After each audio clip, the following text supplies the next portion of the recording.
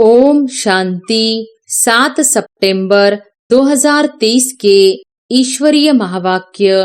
पहले एक नजर मुरली के मुख्य पॉइंट पर। बाबा ने कहा, तुमको ज्ञान सागर से क्या मिलता है?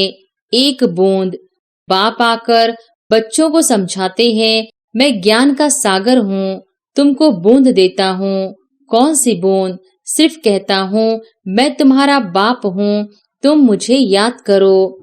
ज्ञान सागर 1 सेकंड में जीवन मुक्ति वैकुंठ में भेज देते हैं, घर बैठे भी दिव्य दृष्टि दे देते हैं। शिव बाबा की पधरामनी हुई है, कोई को पता नहीं कि कब प्रविष्टा हुई। शिव बाबा तो बच्चा बना नहीं है, वह तो बूढ़े वानप्रस्थ अवस्था में आया है। निराकार बाप ही आकर राजयोग सिखलाते हैं, पतितों को पावन राजाओं का राजा बनाते हैं। वह तो श्री कृष्ण का जन्म रात में मनाते हैं। वह हुई हद की बात, यह है बेहद की। और फिर बाबा ने कहा, यह है संगम, जबकि ब्रह्मा की रात पूरी हो, ब्रह्मा का दिन शुरू होता है। यह है बेहद की रात्रि, अज्ञान अंधियारा, सतयुग में है सोजरा। कृष्ण तो छोटा बच्चा है, रात और दिन तो ब्रह्मा का गाया जाता है। ब्रह्मा का दिन श्री कृष्ण है और ब्रह्मा की रात ब्रह्मा है। ब्रह्मा ही फिर सो श्री कृष्ण बनता है। श्री कृष्ण की तो 8 पीढ़ी चलती है। छोटेपन में उनको मोहन अथवा कृष्ण कहते हैं। जैसे प्रिंस ऑफ वेल्स है, वैसे पहले पहले गद्दी इंद्रप्रस्थ की, प्रिंस ऑफ इंद्रप्रस्थ। फिर वह प्रिंस से किंग होगा। कृष्ण अक्षर नहीं, महाराजा नाम ही गाया जाता है। श्री लक्ष्मी नारायण को महाराजा महारानी कहते हैं। ब्रह्मा का चित्र भी है। मक्खन तो यह हप कर लेते हैं, विश्व के मालिक पने का माखन है। श्री कृष्ण तो सतयुग की प्रारब्ध लेकर के आया है। श्री कृष्ण है सतयुग का पहला प्रिंस। और फिर लास्ट में बाबा ने कहा, ज्ञान सूर्य प्रगटा, अज्ञान अंधेर विनाश। ज्ञान सागर तो शिव बाबा है, वह आए हैं और स्वर्ग की स्थापना कर रहे हैं। यह है नर से नारायण बनने की कथा। श्री कृष्ण बनने की कथा नहीं कहते, इसको सत्यनारायण की कथा कहते। सत्य कृष्ण की कथा नहीं कहा जाता। सच्चा बाबा ज्ञान सागर यह कथा सुनाते हैं। अभी है कलयुग, यादव कौरव पांडव भी है। कलयुग का समय भी है। कलयुग के बाद जरूर सतयुग होगा। गीता जयंती के बाद होती है कृष्ण जयंती। पहले है शिव जयंती, फिर गीता जयंती, फिर कृष्ण जयंती। शिव तो बड़ा है, फट से आया और गीता सुनाई। गॉड इज नॉलेजफुल, रचयिता बीजरूप है। वही ड्रामा की नॉलेज सुनाएंगे। और अब सुनते हैं महावाक्यों को विस्तार से। श्री कृष्ण जन्माष्टमी की सभी को हार्दिक शुभकामनाएं। मुरली का सार। मीठे बच्चे, विचार सागर मंथन कर श्री कृष्ण और परमात्मा शिव के महान अंतर को स्पष्ट करो। श्री कृष्ण जन्माष्टमी से संबंधित प्रश्न है, ब्रह्मा बाबा अपने आप से क्या बातें करते हैं, उन्हें वंडर क्या लगता है? उत्तर है, ब्रह्मा बाबा अपने आप से बातें करते। पता नहीं क्या होता जो शिव बाबा घड़ी घड़ी भूल जाता है। ऐसे तो नहीं, बाप जब प्रवेश करते हैं तब याद रहती है, बाबा चले जाते हैं तो याद भूल जाती है। परंतु मैं तो उनका बच्चा हूँ, याद भूल क्यों जाती? क्या मेरी याद से ही बाबा आते हैं? ऐसे ऐसे बाबा अपने आप से बातें करके वंडर खाते रहते हैं। गीत है, तू प्यार का सागर है। ओम शांति। शिव बाबा बैठ करके अपने सिकिलधे बच्चों को समझाते हैं कि गीता का भगवान कौन है, क्योंकि इस समय भारत में है अज्ञान अंधियारा। इसको कहा जाता है घोर अंधियारा, अज्ञान अंधियारा। फिर सोजरा चाहिए ज्ञान का। परमपिता परमात्मा को ही मनुष्य मानते हैं कि वह ज्ञान का सागर है, नॉलेजफुल है। अच्छा, वह ज्ञान का सागर है, उनसे क्या मिलता है? नदियों से पानी मिलता है तो भर भर कर स्नान भी करते हैं। तुमको ज्ञान सागर से क्या मिलता है? एक बूंद। बाप आकर बच्चों को समझाते हैं, मैं ज्ञान का सागर हूँ, तुमको बूंद देता हूँ। कौन सी बूंद? सिर्फ कहता हूँ, मैं तुम्हारा बाप हूँ, तुम मुझे याद करो। समझो कि हम अपने शांति धाम सुखधाम जाते हैं। ज्ञान सागर 1 सेकंड में जीवन मुक्ति वैकुंठ में भेज देते हैं। घर बैठे भी दिव्य दृष्टि दे देते हैं। मनुष्य तो एक दो को सामने दृष्टि देते हैं। बाबा घर बैठे साक्षात्कार करा लेते हैं। एक बूंद मिलने से तुम यहाँ से चले जाते हो। यहाँ बैठे बैठे तुम वैकुंठ में चले जाते हो। अब बाप बैठ समझाते हैं, गीता का भगवान कौन है? वह है ज्ञान का सागर, निराकार। मनुष्य तो गाते हैं श्री कृष्ण के लिए। अब तुमको समझाना है, श्री कृष्ण ने ज्ञान नहीं सुनाया।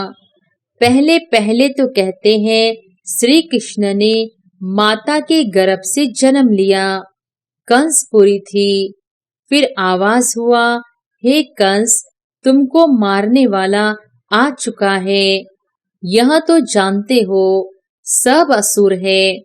कंस, जरासंधी, अकासुर, बकासुर, पाप आत्माएं सबका विनाश करने के लिए उनका जन्म दिखाते हैं। तो श्री कृष्ण ने जन्म लिया। वह तो छोटा था, फिर ज्ञान कब दिया? वह तो युद्ध के मैदान में श्री कृष्ण का बड़ा रूप दिखाते हैं, छोटा तो नहीं दिखाते हैं। वैसे ही श्री कृष्ण जयंती के बाद फिर गीता जयंती दिखाते हैं। कुछ समय के बाद जब वह बड़ा हुआ तब ज्ञान दिया होगा। यह भी दिखाते हैं जन्म लिया है। टाइम भी दिखाते हैं रात्रि के समय। यहाँ तुम देखते हो शिव बाबा की पधरामणि हुई है। कोई को पता नहीं कि कब प्रविष्टा हुई। शिव बाबा तो बच्चा बना नहीं है, वह तो बूढ़े वानप्रस्थ अवस्था में आया है। कब आया उसकी डेट है नहीं। श्री कृष्ण की तो तिथि तारीख है और वह गर्भ से पैदा हुआ है। यहाँ शिव बाबा तो ज्ञान का सागर है, उनको छोटा होना नहीं है जो फिर बड़ा होकर ज्ञान सुनाए। श्री कृष्ण का जन्म तो स्वर्ग में हुआ। वह किसको राजयोग सिखला न सके, क्योंकि खुद ही राजा है। बरोबर तुम जानते हो, निराकार बाप ही आकर राजयोग सिखलाते हैं। पतितों को पावन, राजाओं का राजा बनाते हैं। उस हद के रात और दिन तथा इस बेहद के रात और दिन के अर्थ में भी फर्क है। यह है संगम। जबकि ब्रह्मा की रात पूरी हो, ब्रह्मा का दिन शुरू होता है। यह है बेहद की रात्रि, अज्ञान अंधियारा। सतयुग में है सोजरा, उस रात की बात नहीं। वह तो श्री कृष्ण का जन्म रात में मनाते हैं। वह हुई हद की बात, यह है बेहद की। बाप कहते हैं, मैं आता हूँ, मेरी कोई तिथि तारीख नहीं। कृष्ण राम आदि की तो तिथि तारीख है, मुख्य है ही दो। अभी श्री कृष्ण जयंती आती है ना, उन्हों को समझाना है। कृष्ण तो छोटा बच्चा है, रात और दिन तो ब्रह्मा का गाया जाता है। ब्रह्मा का दिन श्री कृष्ण है और ब्रह्मा की रात ब्रह्मा है। ब्रह्मा ही फिर सो श्री कृष्ण बनता है। वह तो समझते हैं कृष्ण भगवान है, वह हाजिरा हजूर है। तो इस पर भी समझाना है। तुम्हारी है शिव जयंती व शिवरात्रि कहो। शिव जयंती कहना ठीक है, यह भी समझाना होता है। वह गर्भ में तो आते नहीं हैं, साधारण तन में आते हैं। श्री कृष्ण की तो 8 पीढ़ी चलती है। छोटेपन में उनको मोहन अथवा कृष्ण कहते हैं। जैसे प्रिंस ऑफ वेल्स है, वैसे पहले पहले गद्दी इंद्रप्रस्थ की प्रिंस ऑफ इंद्रप्रस्थ, फिर वह प्रिंस से किंग होगा। कृष्ण अक्षर नहीं, महाराजा नाम ही गाया जाता है। श्री लक्ष्मी नारायण को महाराजा महारानी कहते हैं। किंग अक्षर अंग्रेजों का है, असुर नाम महाराजा महारानी है। ऐसे नहीं कि नारायण ने ज्ञान दिया था, स्वयंवर बाद श्री कृष्ण फिर श्री नारायण बनते हैं। अब इस ज्ञान सागर शिव का नाम तो बदलता नहीं, एक ही नाम है। उनका वह रथ तो बड़ा है, आने से ही ज्ञान सुनाना शुरू कर दिया है। यह ब्रह्मा तो कुछ नहीं जानते थे, समझ में आता है इनमें आया हुआ है जो साक्षात्कार कराते हैं, नॉलेज दे रहे हैं। यह साक्षात्कार का राज अथवा यह नॉलेज शुरू में पहले समझ में नहीं आती थी। बाबा अपना अनुभव बतलाते हैं। शुरू में बनारस गए तो दीवारों पर गोले आदि निकालते रहते थे, समझ में कुछ भी नहीं आता था यह क्या है, क्योंकि यह तो जैसे बेबी बन गए, नया जन्म लिया ना। कहते हैं ना, बाबा हम 8-10 मास का आपका बच्चा हूँ, तो मैं भी बच्चा हो गया। तो पहले कुछ समझ में नहीं आता था, वह ज्ञान की बातें ही और थी। अगड़म बगड़म क्या क्या बैठ निकालते थे। अभी तो सीखते सीखते कितने वर्ष हो गए हैं, अभी बाप की बातें समझ में आती है। बच्चों को कृष्ण जयंती पर समझाना है। चित्र तो बरोबर है, झाड़ में ब्रह्मा का चित्र भी है। मक्खन तो यहाँ हक कर लेते हैं, विश्व के मालिक बने का माखन है। श्री कृष्ण तो सतयुग की प्रारब्ध लेकर के आया है।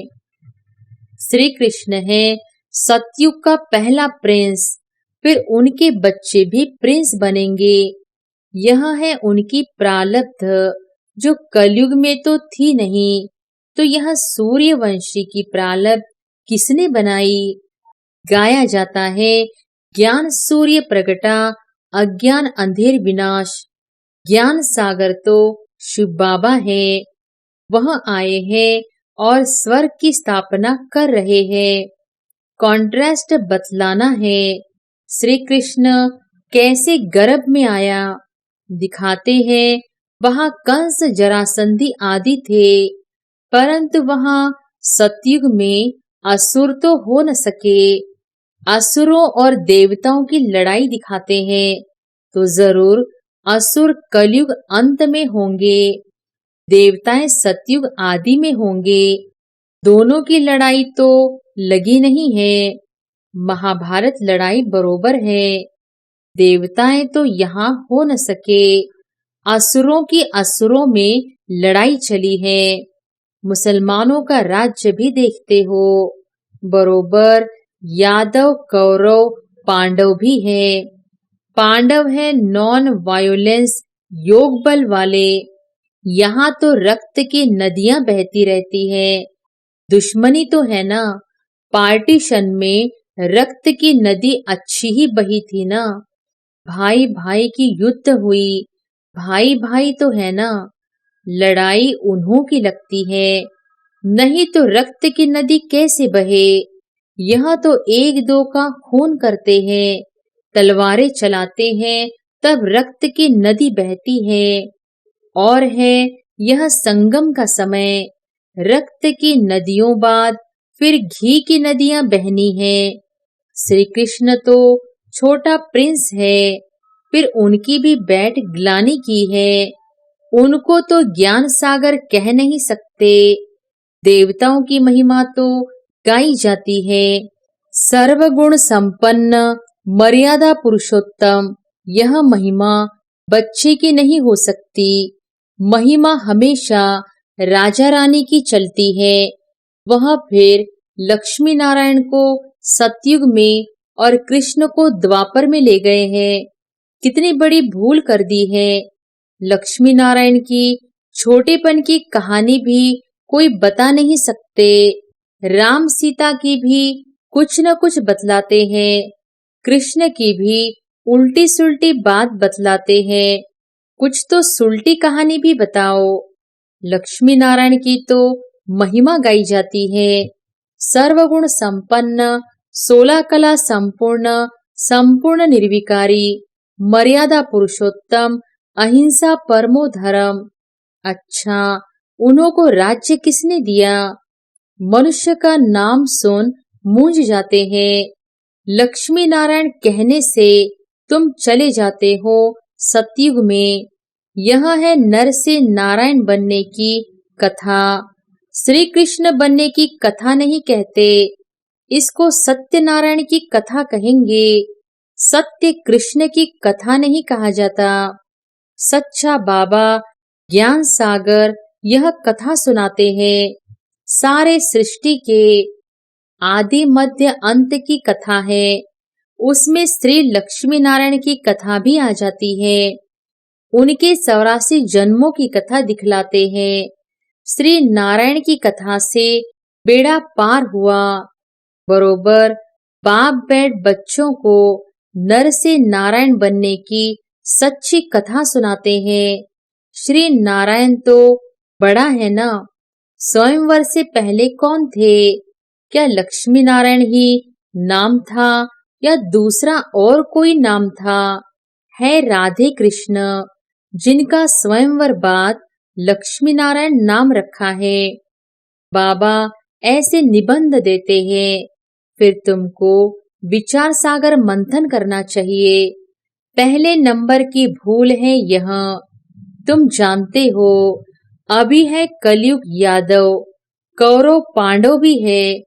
कलयुग का समय भी है। कलयुग के बाद जरूर सतयुग होगा। बाप कहते हैं, मैं गाइड बन आया हूँ रावण के चंबे से छुड़ाए वापस ले जाने। आत्माओं को ही ले जाऊंगा। गाया हुआ है, आत्मा परमात्मा अलग रहे बहुकाल। ऐसे नहीं कि कृष्ण रहे अलग रहे बहुकाल। महिमा ही उस निराकार की है। सुंदर मेला कर दिया जब वहाँ सदगुरु मिला दलाल। यहाँ तो सब गुरु ही है। गाया हुआ है, सदगुरु मिला दलाल। सत परम पिता परमात्मा दलाल के रूप में मिलते हैं। सौदा दलाल द्वारा होता है। यह भी सगाई होती है। आत्मा और परमात्मा अलग रहे हैं। परमात्मा है निराकार। वह आकर इसमें प्रवेश कर तुम्हारी सगाई करते हैं। खुद दलाल बनते हैं। कहते हैं, मुझ परम पिता परमात्मा को याद करो। इस शरीर में बैठ कहते हैं, मामेकम याद करो। मैं तुमको माया रावण से लिबरेट कर साथ ले जाऊंगा। तुमको फिर राजाई देकर मैं निर्वाण धाम में बैठ जाऊंगा। कृष्ण थोड़ी ही ऐसे कहेंगे। यह है ही आत्मा और परमात्मा। कृष्ण तो बच्चा, छोटा बच्चा है। बातें तो बहुत है समझाने की। तो बाबा ने समझाया है कैसे इसमें प्रवेशता हुई। फिर समझने लगा, मैं राजाओं का राजा बनता हूँ। विष्णु का साक्षात्कार हुआ और दिल में बहुत खुशी हुई। फिर विनाश का साक्षात्कार भी हुआ, परंतु इतना समझ में नहीं आया। अभी समझते हैं, बाबा ने यह साक्षात्कार कराया, तुम नर से नारायण बनेंगे। परंतु उस समय इतनी समझ नहीं थी। जैसे बाबा रात को बतला रहे थे, पता नहीं क्या होता है जो शिव बाबा को याद करना भूल जाता हूँ। ऐसे तो नहीं, बाप जब प्रवेश करते हैं तब समझता हूँ बाबा आया है, याद रहती है। बाबा चला जाता है तो भूल जाता हूँ। पॉइंट सुनाते हैं तो फील होता है बेहद का बाप आकर सुनाते हैं, परंतु मैं खुद ही भूल जाता हूँ। क्या मेरी याद से ही आता है? ऐसे कहे मैं घड़ी घड़ी याद करता हूँ। भला आवे, इसमें तो सबका कल्याण है। याद ही मुख्य हो जाती है। आए न आए, बाप को याद जरूर करना है। बाबा ने समझाया है कि गीता जयंती के बाद होती है कृष्ण जयंती। पहले है शिव जयंती, फिर गीता जयंती, फिर कृष्ण जयंती। शिव तो बड़ा है, फट से आया और गीता सुनाई, छोटा तो नहीं है। इन बातों पर विचार सागर मंथन करना चाहिए। कैसे हम समझाएं?